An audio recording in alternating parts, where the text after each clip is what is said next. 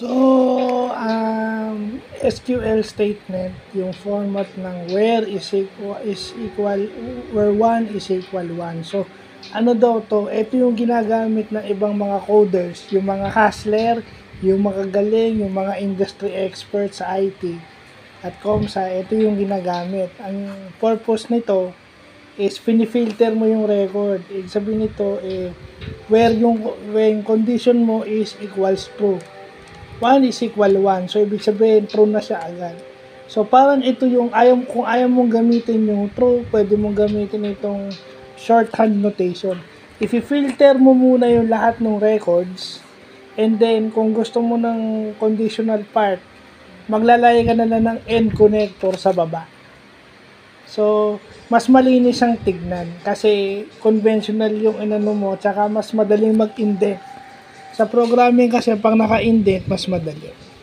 So, yun yung importanteng natututunan natin, no? Programming vlog tayo ngayong araw na to. Sunday na Sunday. Pero okay lang, dapat no patublinag eh. Pero ngayon lang tayo nagkaroon ng i-vlog. But at least na-i-vlog natin. Better late than never. So, yun. Yan yung yung sinasabi nilang select statement where 1 is equal 1. Kasi lang to where yung condition mo equals true. Kung ayaw mong gamitin yung true, pwedeng 1 equals 1 ang gamitin mo. Diba? Yung 1 equals 1, yun ang kapalit ng true. Diba?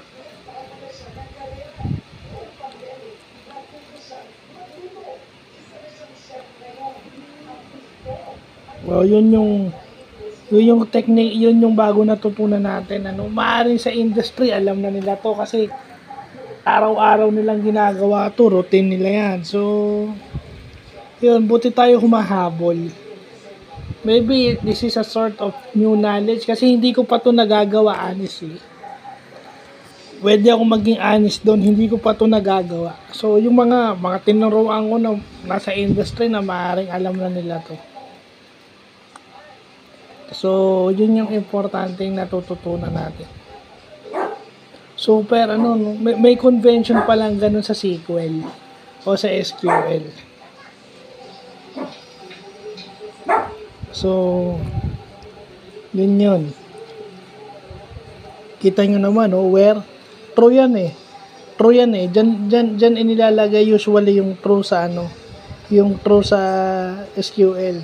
Filter mo muna lahat yun. Tsaka mo lagyan ng condition sa baba. So may pa lang ganon, may shorthand method pala yan.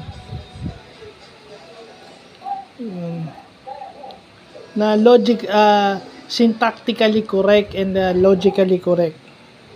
So, yun lang pa.